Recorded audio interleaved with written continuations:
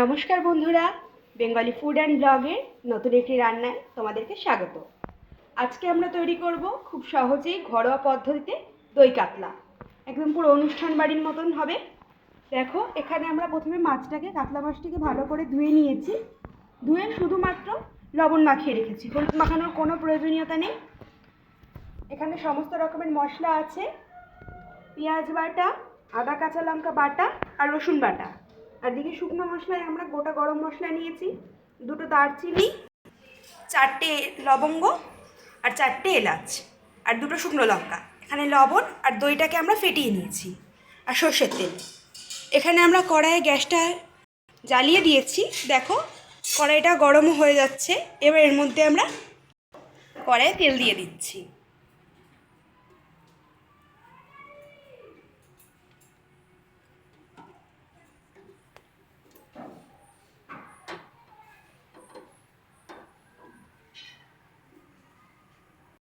তেলটা ভালো মতন গরম হয়ে গেছে। এবার আমরা আগে থেকে নুন মাখিয়ে রাখা মাছগুলোকে ভেজে নেব।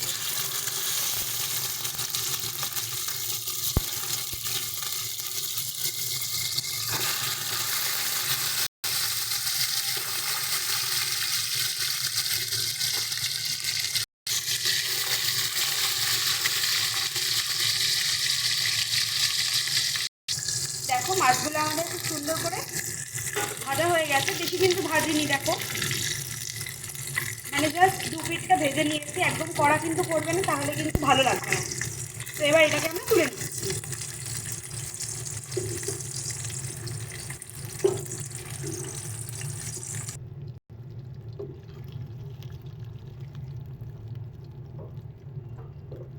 এরকমভাবেই আমরা সমস্ত মাছগুলোকে ভেজে নেব। দেখো, এবার আমরা এই মাছ ভাজার তেলের মধ্যেই প্রথমে অল্প পরিমাণে জিরে আর 2টো শুকনো লঙ্কা ফোড়ন দিয়ে দেবো। এটাকে একটু হালকা নেড়ে নেব। নেড়েই আমরা গোটা গরম মশলা দিয়ে দেবো এর মধ্যে।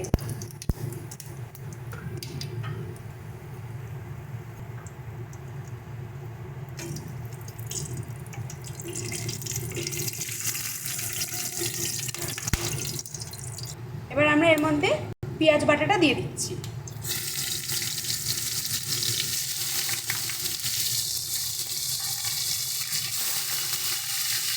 আদা কাঁচা লঙ্কা বাটা,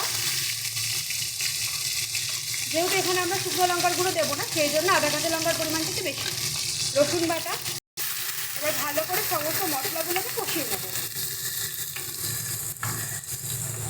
গ্যাসের স্টিমটা কিন্তু একদম লো ফ্লেমে রাখবে। এই সময় গ্যাসের স্টিমটা একদমই বাড়াবে না, তাহলে কিন্তু মশলাগুলো পুড়ে যেতে পারে।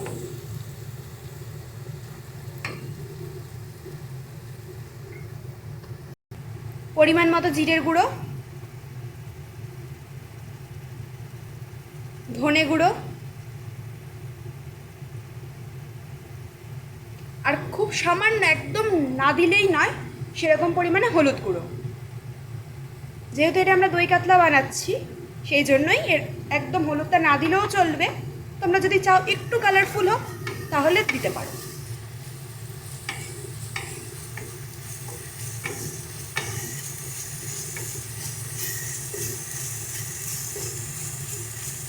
এবার ভালো করে সমস্ত মশলাগুলোকে কষিয়ে নেব। পরিমাণ মতো লবণ দিয়ে দিচ্ছি।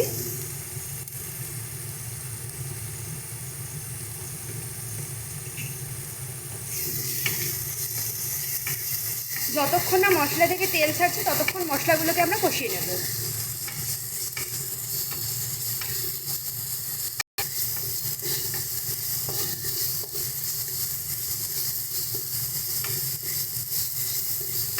দেখো, আমাদের মশলাটা হালকা পরিমাণে কষানো হয়ে গেছে। এবার এর মধ্যে দিয়ে দিচ্ছি নামমাত্র পরিমাণে চিনি। এতে কালারটা একটু সুন্দর হবে সেই জন্য। দেখো, আমাদের মশলাটা হয়ে গেছে। এবার এর মধ্যে আমরা ফেটিয়ে রাখা দইটা দিয়ে দেব।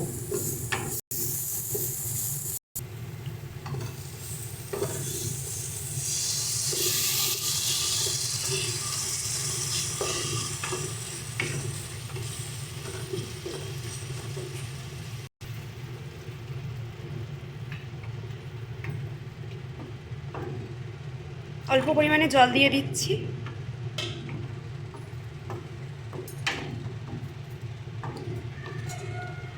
এবার পরিমাণ মতন জলটা আমরা দিয়ে দেব। দেখো দইটা দেওয়ার সাথে সাথেই কিন্তু কি সুন্দর মশলার তেলটাও ছেড়ে গেছে দেখো।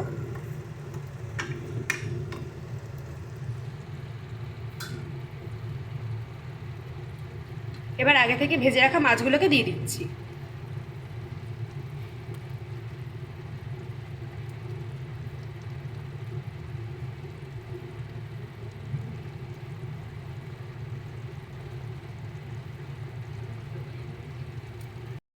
এবার এটাকে আমরা বেশ কিছুক্ষণের জন্য ঢাকনা দিয়ে ফুটতে দেব। দেখো কি অসাধারণ দেখতে লাগছে আর কি সুন্দর একটা গন্ধ বেরিয়েছে এটা থেকে। রান্নাঘরটা পুরো আমাদের একদম অনুষ্ঠান বাড়ির মতন হয়ে গেছে।